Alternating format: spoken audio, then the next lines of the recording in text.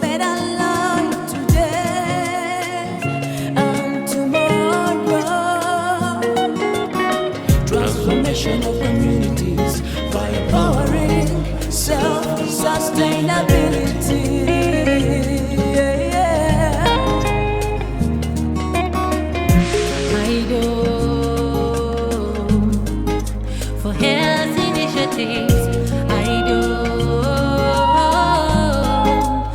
Right. Good afternoon, good evening, good morning, wherever you logged on from. Welcome once again to Star Radio UK, your leading African and Caribbean radio station in London. My name is Frank Davis, your usual host for Roots of Africa program. Today, I am super excited, and I'll tell you why. We do have a special guest in our midst. The last time she was on this platform, I was a bit saddened because she left too early. I wouldn't say she left too early. The time allocated to her was not enough. This is a woman who has a lot in store for us. She had a lot to tell, and she's doing a lot to promote Africa and to promote business between African and Africans wherever they are. Today, we're going to be having a woman who has dedicated her life to serving humanity. Her story, her CV. If I want to start, we might not finish this program. But before I introduce her, let me set this conversation in a historical perspective. And I think it will make a bit of sense once we get into the conversation. For those people who are of the faith, we know that there's a story about Joseph, how he was sold by his brothers, and how he came back to save them. The question I would like to ask: years ago, our brothers and sisters were sold. Some were forcibly taken. Our brothers and friends helped in selling our great-grandfathers into slavery. They took them away from the continent that they belonged to. What have we done as Africans to go and bring them back? What have we done to be able to go to them and say, hey, you know what? You were our brothers, we were sisters.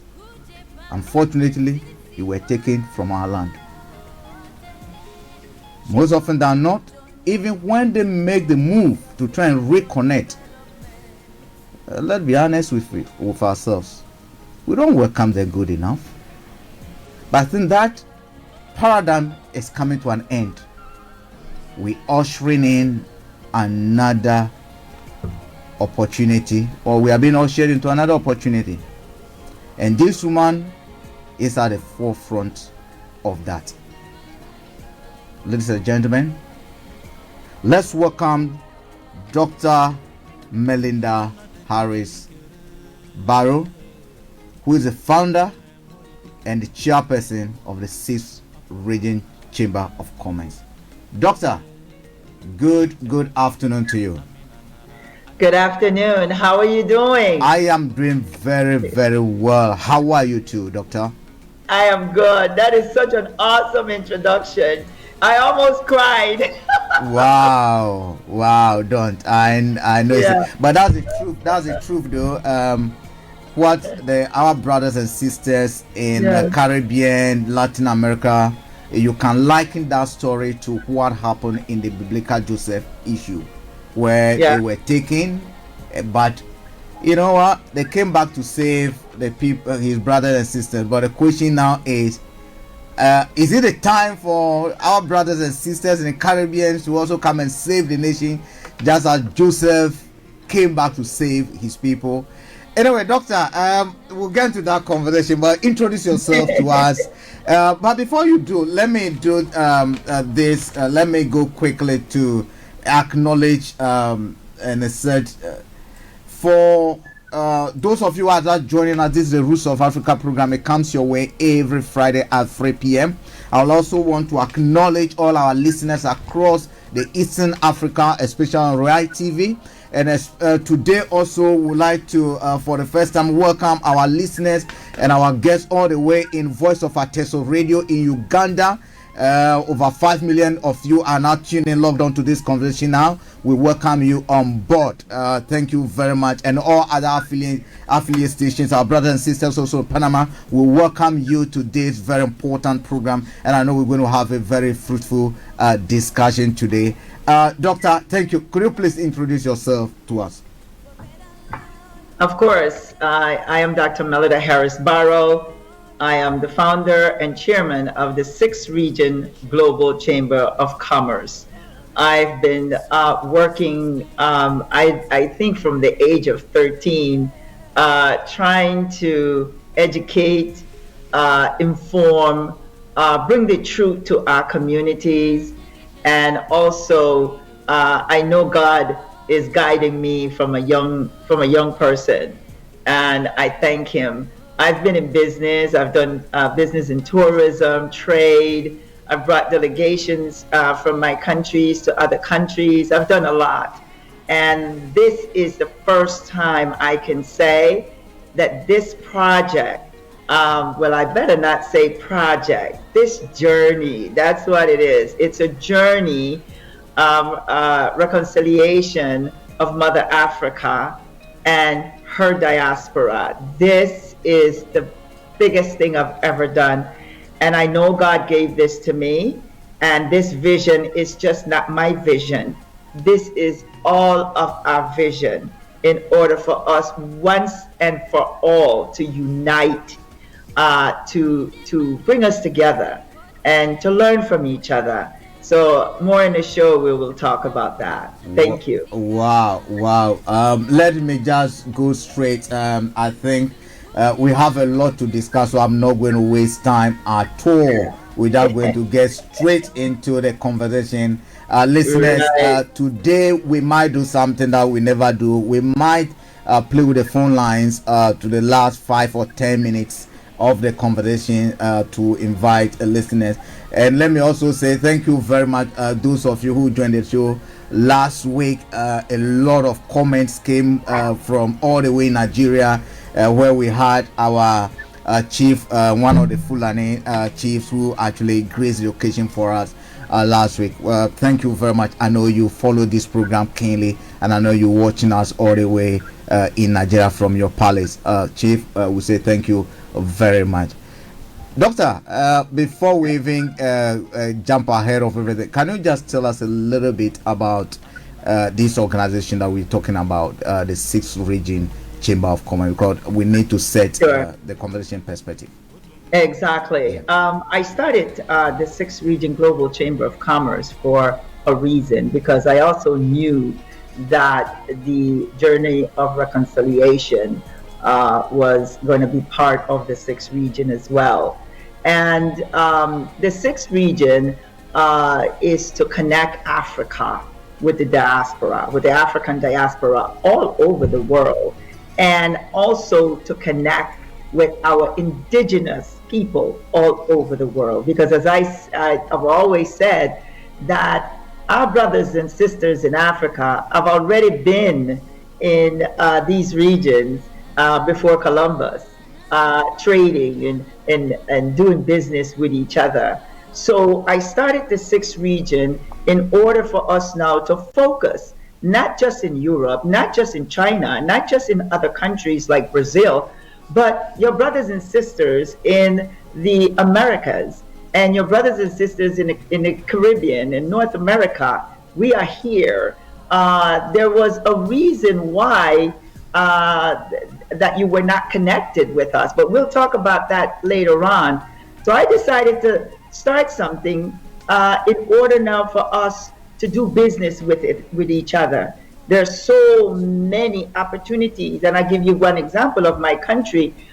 We have the free zone, the second largest free zone in the world. We have the Panama Canal. In Colombia, you have there are many ports also in Panama that you don't know about. So I decided, you know what, it is time to inform my brothers and sisters all over the world of the great opportunities we have in the Americas, in the Caribbean, and also North America. So that's why I really started this program. But it's also connecting with the journey of reconciliation. Wow, wow. The good thing is, the good thing about it is, like as I said initially, that Joseph came to rescue, and you're now talking about the second largest free zone in the world, which again has to do with business. And if we're talking about farming, we know there are problems in Africa. For all you know, this is the reason why slave might have taken place. Regrettably, we can talk about it. This is a time probably we have to reconnect so that we can save the continent of Africa. Someone will ask, why the sixth region, the name sixth region? Because we know usually in geography, regions might refer to territories, might refer to continent. Why the sixth region? Can you explain that bit for us, please? Of course. Can you hear me? Yes, I can hear you. Oh, very good. Very good. The sixth region, I call it the sixth region for a very special reason. Africa has 5 regions, and the African Union brought these 5 regions together. And I thought that the sixth region, we're talking about those of us that's outside of Africa. But there's something I discovered a couple years ago, and that is having the sixth region that the African Union created, that's all Africans outside of Africa. But what is interesting is I discovered that when Africans speak about the sixth region and all Africans outside of Africa, they're basically talking more about Africans that have left Africa for better opportunities or whatever reason it may be, but we don't talk about Africans that was taken from Africa. And I believe that we're also part of the sixth region. So having it called the sixth region now, what we want to do, what we're doing actually right now, is that even though the Africans that have left Africa and us that was taken from Africa, it is time now for us to work together in combination with my brothers and sisters in Africa. All right, Doctor, let me pause. We will be right back with Doctor.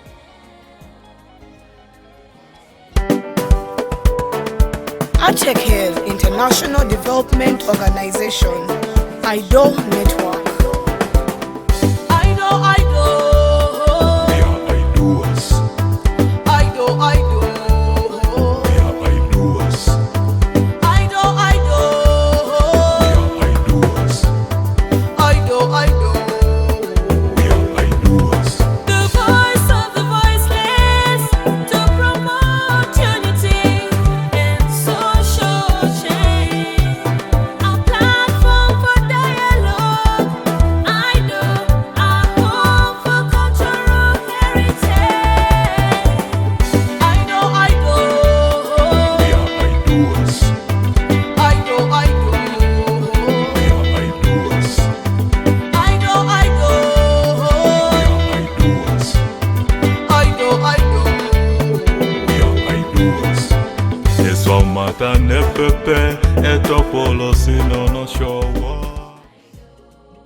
We do have Doctor back, listeners. Doctor, welcome back. Yes, sure. The sixth region, the purpose of the sixth region, it is time that I feel that we need to connect, but not connect in just certain things. We need to connect in everything. We need to connect in economics, trade. We need to get to know each other. And what I was saying before is that the sixth region, why the sixth region, is because when I started traveling to Africa, when Africans speak about the sixth region, they're talking about Africans that have left Africa for better opportunities and also for other things. So the thing is now, I want us, that those that have left and those that was taken, it is time for us now to connect with each other. For business and for all reasons. Everything that we're doing, we need to be connected. Right.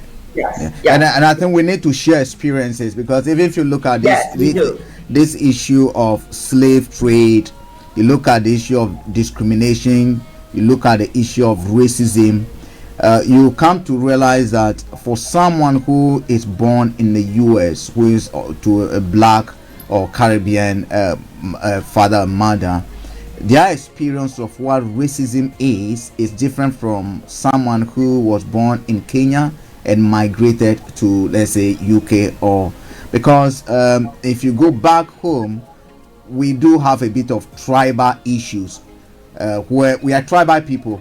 So you might go to Ghana and the tension between Afanti and Asante.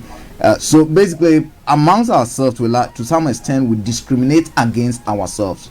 And therefore, when we talk of racism, for instance, and we are in the UK over here, we do not see how systematic and endemic it is than someone who has never lived in probably Kenya, born and bred over. All he knows is that, look, black on black is not that much, no tribe. He only know black as a tribe, so to say, in this country. So I understand it's good that we link together and then connect our experiences and see how best we'll be able to help each other.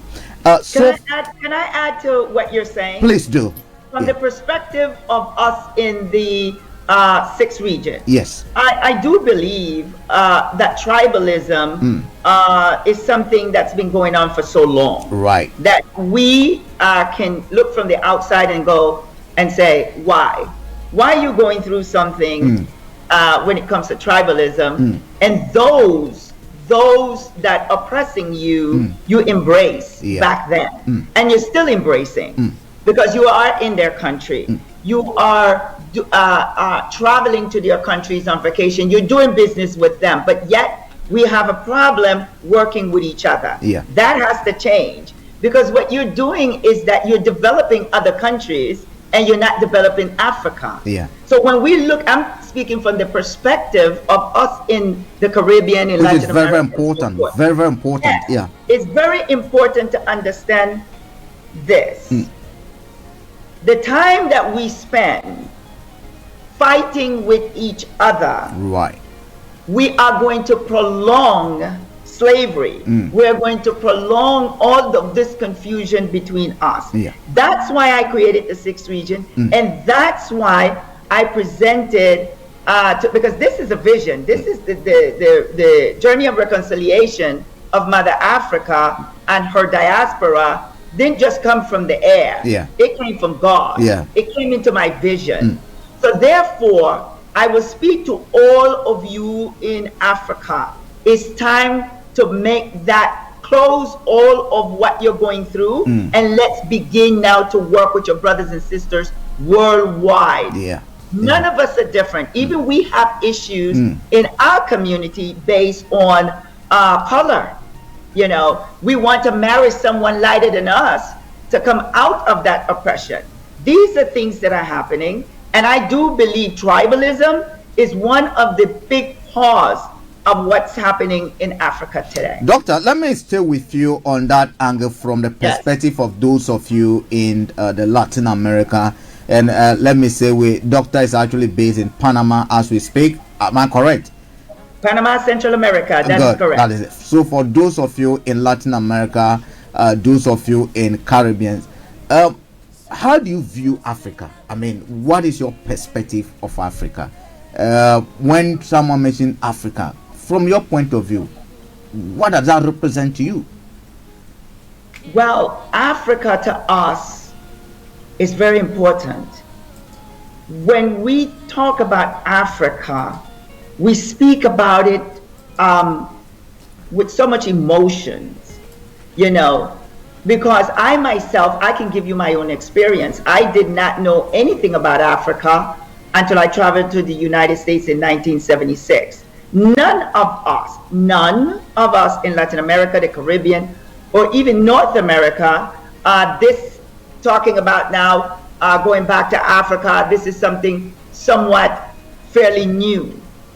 But us in the Caribbean and Latin America, we don't know much of anything. All we know is that some of us saying, I want to go back home. I want to know who I am. I'm embracing Africa because that is where I am really from. But not everyone in Latin America thinks that way. There's some of us, I would think there's a large number of us that's saying, I don't want to be black. I don't want to associate myself with Africa, but do you know why? Because they don't know who they are. We don't know who we are. Right. So we are searching and searching. But then on another note, when we look at Africa, when we look at Nigeria, the incident that just happened in October, where they're killing our children, slavery is still happening, all these things. And then we say, but why is the government, they're not doing anything? Right. Why are the leaders, there are some leaders that are doing great things, but there are other leaders that just watching. And we are watching from overseas. And then we say, why should I go back to Africa? You see? So there's a lot of things that's happening in Africa that makes us think twice. Yeah. Because what you are going through, we are going through in our nation. So when we look at Africa, we have that melancholic that, yes, I'm from there. But then when we look at what's happening, we're saying, I don't know if I want to go back if there's all of these corruptions and all of these things that's happening. But I am trying to change that because there's other countries that are corrupt, but they're still functioning. Yeah. So we have to look at the good side of Africa. We have to look at the good people in Africa and not stereotype the whole of Africa. Right. That's the thing, that's the message that I want to send to the people in Latin America and the Caribbean and in the world. Yeah. Because there's corruption everywhere. Yeah, it's very important you said that. It's very important you said that. And may I remind listeners that, because one thing people would often say, well, we've heard a lot of reconciliation moves, we've heard a lot of this, but I know when we get to the conversation about the journey of atonement backed by the UN or other organization, we're going to get into that. I know the sixth region, it is not just formed to only promote let's visit culture, but purposely for business. And that's the angle that I think we're looking for in Africa now. How do we join our hands together, our efforts together? What is being done that is working, the experiences that are working in Latin America, we can use them in Africa, and what is working in Africa can also be replicated in the Caribbean. You wanted to say something before I came in, please continue. Yes, I think I wanted to say about the tribalism that we don't know that kings and queens exist in Africa. Wow. We don't know. Wow. Everyone that I've mentioned that kings and queens are coming to Panama in my country, I am talking about ministers, I am talking about the government, I am talking about the people, organizations. They don't know you exist, but yet they know the Queen in England, London. Yeah. We know everything about her. We know that whole kingdom. So, but we don't know you. And there's a reason for that. You don't exist for us. And we have to change that. That's why the journey of reconciliation has to be, we have to do this because we have to educate our brothers and sisters all over the world, because you do not exist for us. You don't exist in our classroom. You don't exist in our universities. You don't exist at all. And that has to change. But that you mean that when you come to your education system, like again, you come to Africa, most of our education system, we are not taught much about the Caribbeans and the Latin America. And what you are saying is that when we get into the classrooms in Latin America, we get into the classrooms in Caribbean, not enough is said about who you are as Africans that were taken, and much about what is left of Africa. That's what you mean. That doesn't exist for us. What exists is that we're slaves. Okay. We're being taught just about slavery when it comes to Black History Month. Right. And I'm talking about Latin America. I'm talking about other places. The thing is that you don't exist for us, not even in the classroom. And you were not taught about us. What you were taught is whoever colonialized you, you know that history. Right. But and when I speak about Latin America, which is interesting, you only say Mexico and Brazil. That's all you know. Yes. And then the rest of Latin America, you don't know anything. And we don't know, all we know is Africa. Yeah. We don't even know to use the word the continent.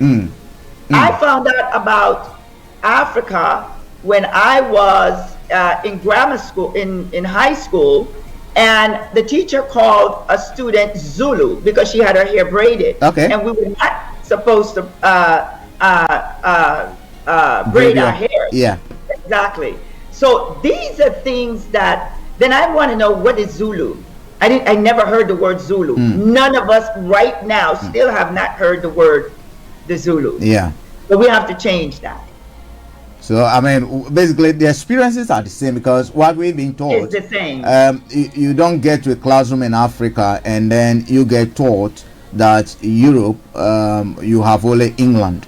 You taught Germany. You taught what do you call it, France. You given, and by virtue of again, they coming to colonize that, we are able to be taught about their different countries. Whereas in Caribbeans and Latin America, you taught Africa as if it's a dot on some part of the world. Exactly. Where we do not know there's a Kenya, there's Ethiopia, there's Egypt, there's Ghana, there's Mali, there's Togo, there's Swaziland, and all those. We don't get taught about over that, which is very, very, I mean, sad. But we then have to move from there. That is in the past. We're gonna move forward. That's right. Because if we don't do that, 100 years, 500 years from now, we will still be having this conversation. Yeah. That's so right. we need to do something going forward. That's right. You made mention of this journey of reconciliation. Tell us a little bit about it. The journey of reconciliation of Mother Africa and her diaspora is basically that I feel, well, let me go back a little bit, because Please do. Yes. I had a dream that this woman, older woman with white hair, and I have to say this because she opened my eyes to this reality that what we're doing now today. Right. And she said, "What are you doing?" And I said to her, "What do you mean?" She goes, "Let me show you what you're not doing." And I remember in the dream, she kept walking, and I'm walking behind her, and I turned to my right, and I saw I was in a different place. It was like I was in slavery. It was it's like that was the present of slavery. And I saw things that I can't even reveal here, but it was just horrible.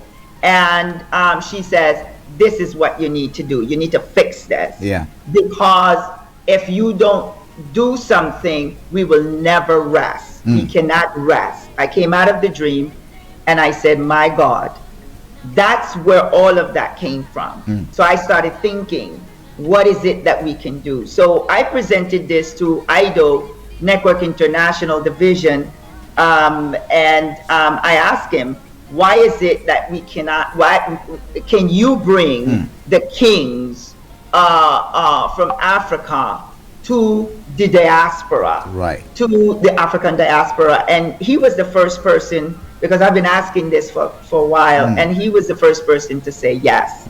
And from there, myself and Ambassador Nangboka, we started talking about it, discussing it, and we came to this point.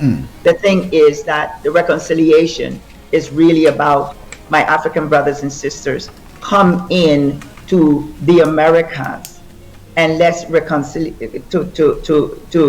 to bring this reconciliation, atonement with each other. Because it's funny that one of the leaders asked me, well, I never thought about that, but I think the reconciliation is basically healing. Yeah. We need to heal. And the healing is now going to begin and open that door for all of us now to understand why we're going through what we are going through. Yeah. A lot of us are going through pain. A lot of us are going through frustration. Notice that when you try to start a business, it never happens. You don't have. We have to go through healing. And again, like you say, we don't have to harp on this, but we have to talk about it and do something about it. Right. You see, having the kings and the queens come to our region, do you know what is going to happen, my people? Let me tell you what's going to happen. You're going to open up our eyes. Yeah. You are going to make us look at ourselves differently, because we all the names that we've been called, you see, negative things that we have gone through.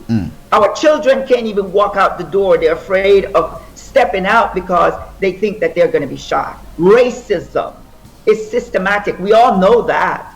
But why should we continue to go through this? So when you come to Panama, my kings and queens, you are going to change the world.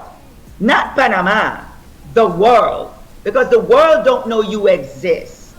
And it is time now to change this. And we are going to have this experience of how we can communicate with each other instead of looking at each other different. Because in the Caribbean, in Latin America, we have Africans there. They're trying to change our name, Afro-Panamanian, Afro this, and they're calling us all kind of names. No, it's enough. You're African. That was taken from another country, from Africa, the motherland, and now the mindset now is totally gone. We need to bring it back. I see this in this is how I look at it. In as much as it's a reconciliation journey, I think is a beginning of an what I call a new syllabus being launched informally to educate our people that look, their brothers and sisters also do exist somewhere, and again to open a very kind of a dialogue. It will start a dialogue between that part of the world and the continent of Africa. In your submission, you made mention of something that again will bring us back to business aspect of the commerce that you talk about. You said Paul was the first person you had a conversation with who said yes, which again tells us that in business we might have the no's preceding the yes, and therefore yes, we're not going to say it's going to be rosy, this journey. There are going to be bumps along the way, but the focus and the vision is that this project might see the light of day, and we might push it on. Yes. Doctor, let me ask you this. We know the UN, the AU have also tried doing something about all. Why do you think that what the sixth region is embarking on in conjunction with Aid International is going to work? It's going to work because this is something that we need. This is something that that people have been longing for. Most of the time we speak of business and how to elevate our people. But I do believe there's more than that. We have to come to a conclusion of who we are. That's number one. Yeah. I don't care how much richness or how much money everyone wants to make, but not everyone is doing that. We have our children in all regions, our African diaspora, or African youth in Africa. Where are they going? They come to America, they get their studies. They don't even want to go back because of the situation that's happening. True. Where is this going? This is not about, and I'm going to be honest with everyone, this is not about the approval of entities that's going to make this happen. This is about the people. This is about our youth in the world that's suffering. So this is not about whose approval it's going to be. It's been already approved by God. So I have to carry this out, and I have to work for humanity. That is what I do. I've come a long way, and I'm constantly hear people, do you think so and so is going to approve of what you're going to do? This is not about approval anymore. This is about a journey that is going to continue after I die, because we are preparing for the youth today and the youth today will prepare for the youth that's coming. Because this is about humanity. I am tired of watching our children suffer. I am tired of looking at the world and see the indigenous. And when I talk about the indigenous people, I am talking about the indigenous people worldwide. So I do believe that there's a lot of institutions in the world that just watch. Dr. Barrow is not just going to watch. Dr. Barrow is going into action. And when IDO Network International and His Highness Paul Iganda and Her Highness Grace Iganda, when they said yes, that was an opportunity now in order for us to work together to bring the world together. Okay. Because if we continue this way, we're going to go another 400 years. Doctor, we know this journey of atonement, which we've been talking about, is going to involve the kings and the queens from Africa who will be visiting Panama or Latin America, to say. I also do know that during this journey, a lot of conversation, like you said, is going to we're going to have them. What do you expect to happen when they get to Panama? What should they be looking forward to? What awaits them? Yes, the reconciliation, journey of reconciliation. What we're going to have is the ceremony from the kings and queens with their children in Africa. We're going to have 2 days of business, and the business is about presenting to Africa the business opportunities in Panama, in Latin America, in the Caribbean, etc. All those that are coming from around the world, because they are coming from around the world, right. We give them that space in order to begin to communicate and present businesses. We are going to share our culture with Africa. Yeah. Because I want Africa to experience something that's very special, and that is we carried the culture until today. So I want you to see the great things that we have done and kept in spite of slavery. What we want to do is to show you Panama. We want to let you see what no one else is going to show you.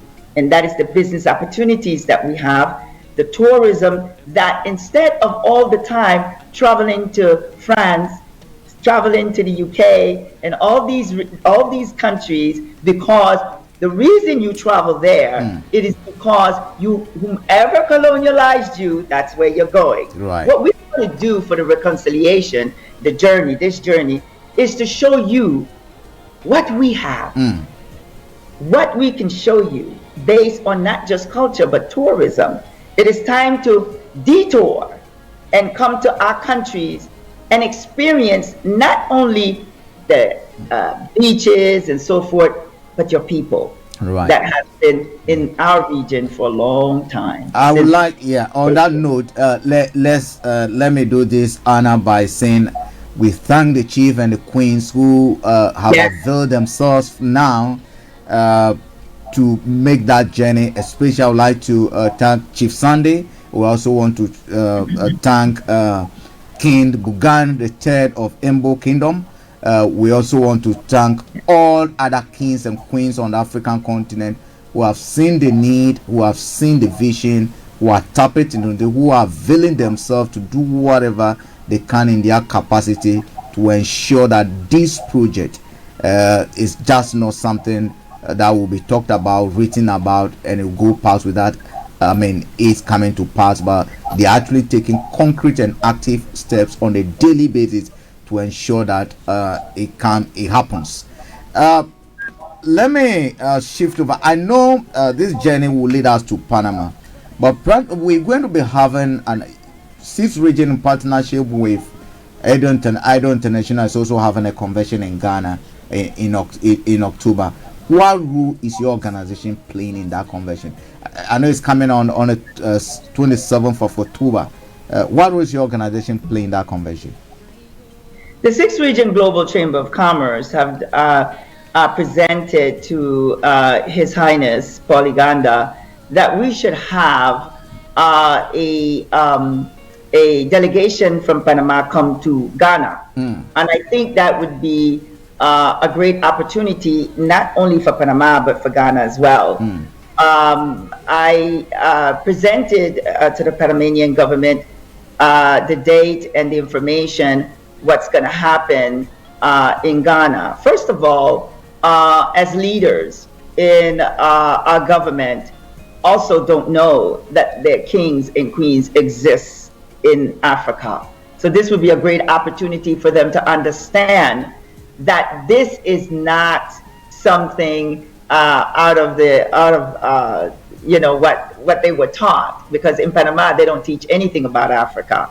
So this would be a great experience, not only in business but also culture, and they can see they can experience what Africans have been through when they take them to the dungeon area. I forgot the name of that location, but in Ghana. But they need to see that. They need to understand that, because when the kings and queens arrive to Panama, they already need to have that experience of what they've been through in Ghana. But we're going to come and bring a delegation from Panama, government officials, and also there are others that will be coming. Okay. So the experience is going to be, I think, very good. Okay. Yes. The place you're looking for in Ghana, the castles. You talk about the castles. You talk about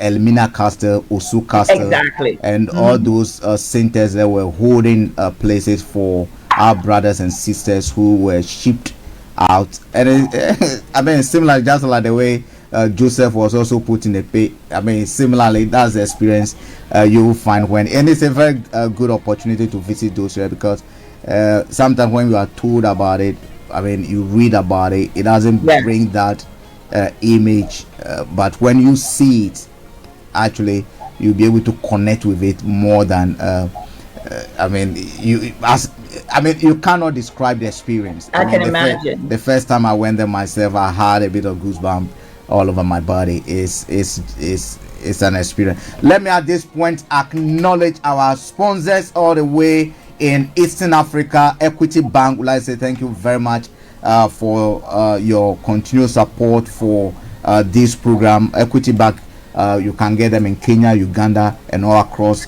the whole of Eastern Africa. Also, Ashley Bounce Insurance, would like to say thank you very much. And also the 6th region, would like to say thank you for your support, your continued support for this program. Our international team, thank you very much for the good work you're doing for Africa, I call it. Doctor, let me come back to you. Someone who asks, normally when you doing business, I mean, you're a business organization, so to say, with a human face, let me call it that way, and you've tapped into a network, either international network, that see development as a tool to changing or ending poverty, and critically, they are also using, or they are working through our chiefs and queens who are the custodians of the land. Most of these chiefs, the ancestors, participated actively in the selling of our brothers and our sisters to the slave masters. Someone who asks, why are you not dealing with government agencies? Okay, sister, why don't you go to Ministry of Trade, South Africa, and say, hey, let's do this, Ministry of Trade? But you've actually decided to work with an organization that is connected, linked to the custodians of the land all across Africa. Dr. Please. That's a very interesting question, and the reason why I approached the kings and the queens is because government did not sell the people. It was the kings and queens. That's the history. And I do believe that we have never denied governments to come to the journey of reconciliation. I do believe governments need to be there. People need to be there. But the reason why I approach the kings is because the kings or I would say historically, they have been the ones to manage the land, to manage the government. Things have just changed over time. And because they have sold their children, I do believe that they should be the one to come back and work with our children. We need to give kings and queens respect. They're losing that, and we need to bring that back. But we need to also understand, and I'm talking about looking from out to in, that we are not, kings and queens are not respected like they used to. And we need to bring that back. In other words, what I'm trying to say, we need to reset Africa. We need to build Africa the way it should be, not the way it used to be in terms of what happened. We have to go now forward. I know what they did. They have sold our people, but we can't stay there. Right. What we have to do is come back and their children, just like His Highness and all the kings. You know what your forefathers did. But now it's time to fix it. And by fixing it, then we can build Africa together. But everyone cannot go to Africa. We have to be mindful. We just have to build together from where you are and where we are.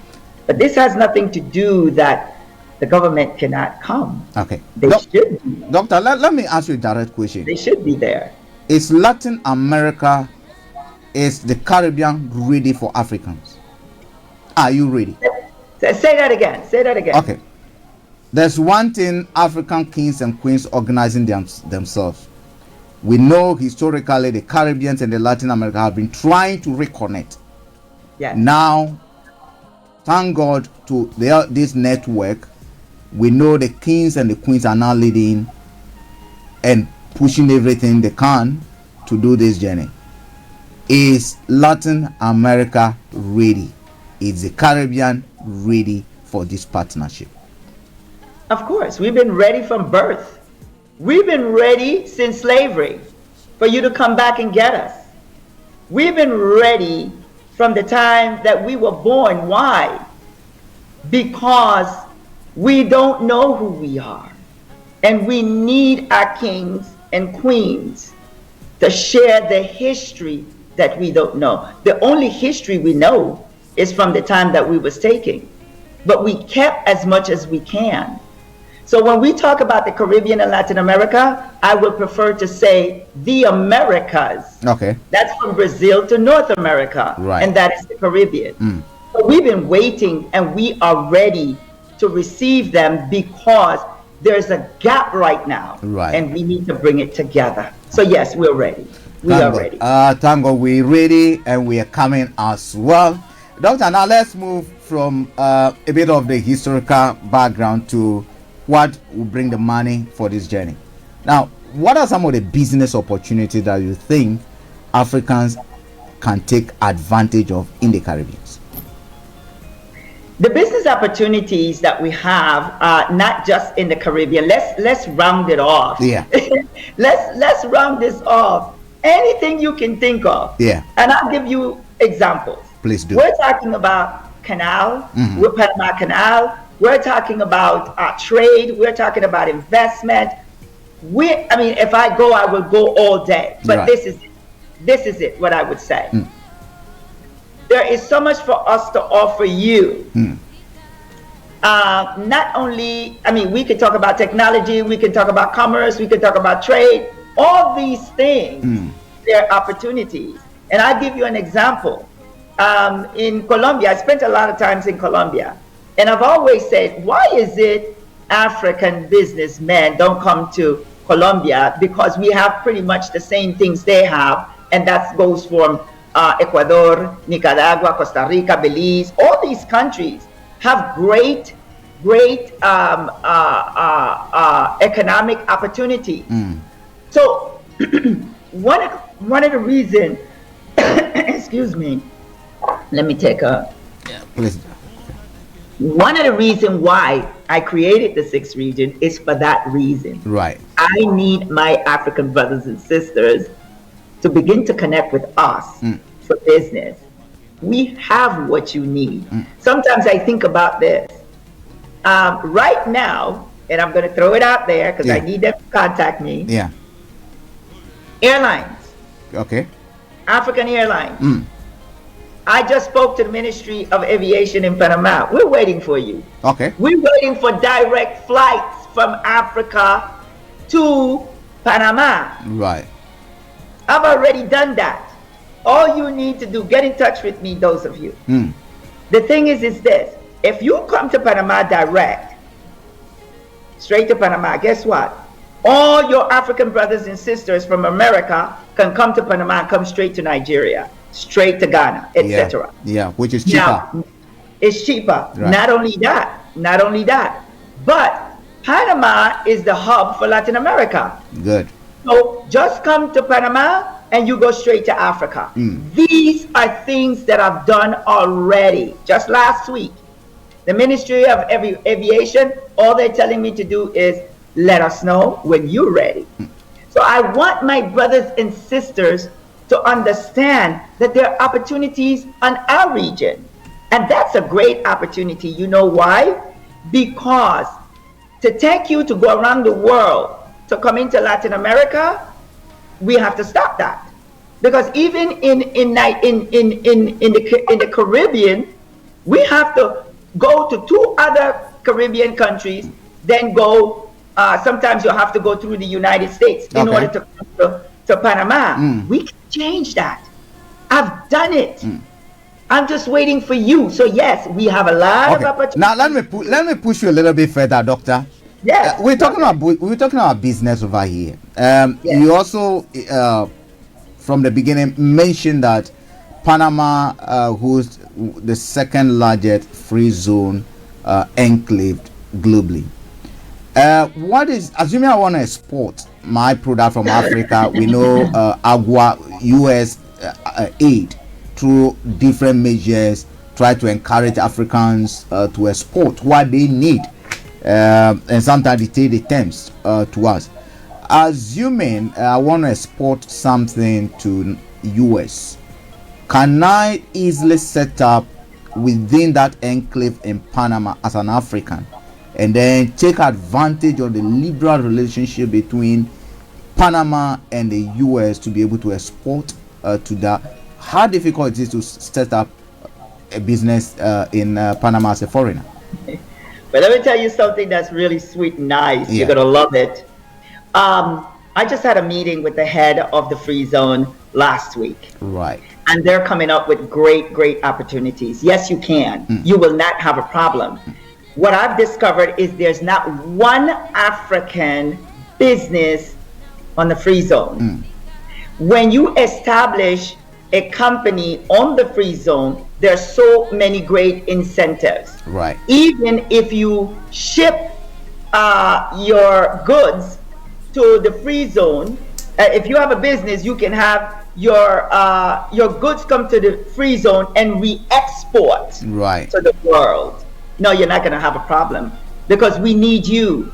We need you in order to, as the head of the free zone said, that we need the business opportunities. Wow. As well. So what I am doing, the sixth region now, I've already connected and they have endorsed the sixth region in order for us now to present to the world, to all African businesses, in order to start your business here in Panama. And not only that, but there are great incentives, awesome incentive, no tax. There's so many things. But yes, you can do that.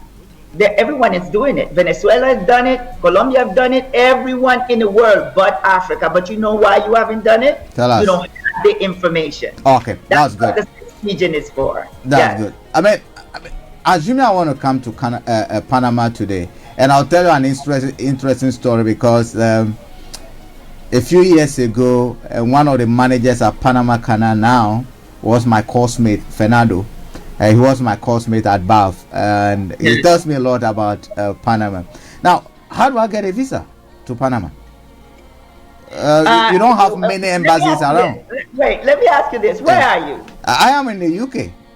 You're in the UK. Right. I don't think the UK needs a visa. Okay. So if you're a resident of the UK, you don't need a visa. But guess what? You need a visa if you're coming. Let's say you're coming from Nigeria. And this is something right now I am working with the Minister of Foreign Affairs. Okay, Doctor, let me hold you before you even go on. The reason I'm asking this question is that the structures that we do have today do not help us a lot. The structures that we do have, like the visa system that we have in place, do not help promote this relationship enough. For instance, if even within African countries, until recently, you need to go to a lot of troubles to get visas into certain African countries, whereas the same African countries will welcome UK without barrier, welcome Americans without barrier, welcome the Chinese without barrier, welcome the French without barrier. But if I want to move from let's say Togo to another African country, I'm gonna go through a lot of trouble to get there. Is your organization going to, and this is a request I'm putting to you, going to push so that the visa arrangements between the Caribbeans and these 6 regions and Africa, we brothers with the same people, that we could do something about, so we lessen the burden that brothers and sisters will need to go through, either going to Africa or coming to the Caribbean and the Latin America. Is this something that you prepared to look into? I'm already doing it. Good. I'm already doing that. That's what I was getting ready to say. I'm speaking to the Ministry of Foreign Affairs. I'm already doing that because I told them, this is what I said in Panama. There is no way we can do a journey of reconciliation if this situation is not fixed. Okay. When we talk about Nigerians, they have to travel all the way, not send DHL, but travel in order to get a visa from the consulate of Panama in South Africa. That has to stop. Because then why are we talking about business and trade and everything, and you cannot come into our country? You have to travel somewhere else. This is another thing I want to say about the visa, because this is a very good topic. Now, you are welcoming me into Africa. You want me to come and help build Africa, but guess what? Why is it you have a hard time to go through another country and you're African? You see? So what I am saying is, when you're talking trade, when you're talking commerce, why is it that the governments come together and stop that? You know why? There's no way you're going to be able to do business with each other. You see? And if you're going to do that to us coming from Latin America and the Caribbean, why should we go if we're going to have difficulties like you do? We should be granted free. We should not need any visa to come home at all. I'm going to say it again. We have been taken from Africa. We have been sold, and then we want to come home, and you're still telling me that there are restrictions, that I need a visa to come home? We have to fix that. That needs to be fixed, and that is a task here for us. We need to fix that, Doctor. We really do. You did us a very good honor by honoring this invitation, and I think I have learned a lot. Every Friday, I carry my notebooks, sit on this platform, privileged enough to host this show. But I come here as a humble student, and I'll go home with a lot of notes in my book, and I listen to the programs again, the input. The information from a lot of you who appear on this program is incredible, and we don't take that for granted. Before I let you say your last word, I mean, we know this program is also brought to us by IDO International, who have been very instrumental in trying to push this whole concept. What message will you give to all the elders across the globe? I want to let everyone know that this journey of reconciliation of Mother Africa and her diaspora. We're going to come together. I want to invite you, but I don't even want to invite you. I don't want to use the word invite.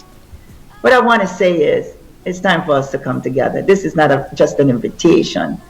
This is for us to reunite. This is about to change things that we have been going through. I want to show you what people around the world has to offer. We've been drowned for so long. It is time now to come back. It is time for us to be who we really are. I'm a builder. I'm a creator. I'm in action. So all of us have to be creators and builders and to be in action. I want to thank all the kings and queens, all the kings and queens in Africa, because you are very resilient. But it's time now to rise, and rise with your children in Latin America, in the Americas, I should say, in the Caribbean and the world. It is time now for us all to come together and build, create. We need to change our mindset. That's the first thing, because you've been colonialized, we've been enslaved. To me, it's the same thing. It's just two different words, but we have gone through enough. Yeah. And I think this is the time. And also, I want to say, tribalism has to stop. You know why? Because while you're fighting with each other, the rest of the world is taking your land, taking your gold and minerals while you're fighting. Because you're not concentrating on what has to be done. You see, God gave you the land. Yeah. He blessed you with the land. But you know what the funny thing is? As much as they took, you still have. As much as they took, you still have. You know why? It's because God wants you to first open the mindset and claim what is yours. And that is what we have to do. And by us coming together around the world, imagine the power in that. Yeah. Thank you very much, Doctor. And let me do a bit of clarification here. When we talk about coming together over here, we know someone will say one of our greatest man of the century, Nkrumah, talked about unification of Africa. That has never materialized. That is not what we're talking about. We're not talking about uniting and having one president. No, we're talking about coming together where we share ideas, we work together to develop each other. Because at the end of the day, like Joseph did, he came back to feed his people, to save them. There's famine across Africa. Our brothers have gone, they've learned skills. Time to bring them back, and time for us to go and bring them back, even if they do not want to bring them to bring themselves back. But it's good, Doctor, talking to you. It's been wonderful having this great conversation with you. I've really enjoyed it. It's been a very pleasure working with you, and we also look forward to your partnership, the CIS region and IDO International partnership. We pray that it goes very strong. Your last words to your fans globally, both in Panama and across the globe, before I say a goodbye to you. I want to say to my brothers and sisters all over the world that if you can visit our website, 6 Region Global Chamber of Commerce, that's 6TH, 6 Region Global Chamber of Commerce. This is what I want to say to you. All of us are going to work on this project. We're all working now. And each country in the world, it is time for you also to participate in this great journey. Because it's a journey, it's not a project. It's not a conference. It's none of that. It is a journey. And I just want to say, I love you all. Joseph did what he had to, and I am going to do what I have to. Because this is about love. This is about truth. And this is about peace among each other. So let us work together, because I know this can be done, and it's happening already. I want to thank the government of Panama for accepting. All the ministers accepted this journey, and Panama is going to be the first country in the world that is going to present what we're going to do. And now the next journey will be the United States then the Caribbean, and then the rest of the world. Thank you. Doctor, I would like to say thank you. It's a pleasure having you. And I look forward. This opportunity has come, and I love it because, like I said from the beginning, the last time that we spoke on air, it was very brief. Sometimes when we watch the trooping of colors, how the flight come through colors, the beauty of the sun, the color, then the planes will disappear into thin air. You don't see them again. That is how the last conversation was, and I was looking forward to a day such as this. And I'd like to say thank you. It's been a pleasure having you. Have a great weekend. Have a great weekend. Thank you. Have a great weekend. Thank you very much. Okay. Bye-bye. Bye-bye. Right, listeners, this brings us to the end of another great edition of Roots of Africa program, and I've really, really enjoyed it. It's been a super exciting. Sometimes we sit back home in Africa. We don't know what is happening somewhere. This is a situation where our brothers and sisters are looking forward to reunite, to reconnect, to team up for business. Agriculture is something that you're doing. Whatever trade you are engaged in, there's business that can be made. We need to be able to feed ourselves. We need to be able to transfer technology. We need to be able to learn from each other. I would like to say thank you very much for those of you who have listened, tuned in, shared this program, and especially our brothers and sisters who actually joined us for the first time on Voice of Teso radio all the way in Uganda. Thank you, and we look forward to working closely with you. To the president of IDO International, all the team over there, the technical team right here in the studio, and the whole Pamela and co, Her Royal Highness Grace Uganda, and all of you. I say thank you very much for the great job you're doing for Mother Africa in the world.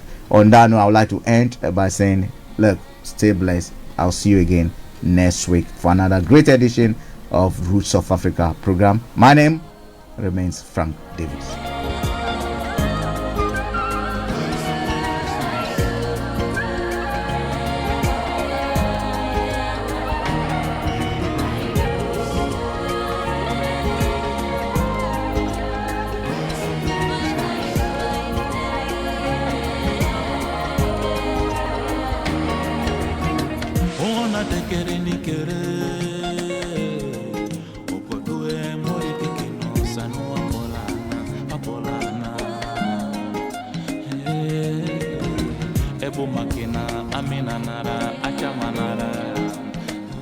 Ole mulia, ole mulia, ole mulia.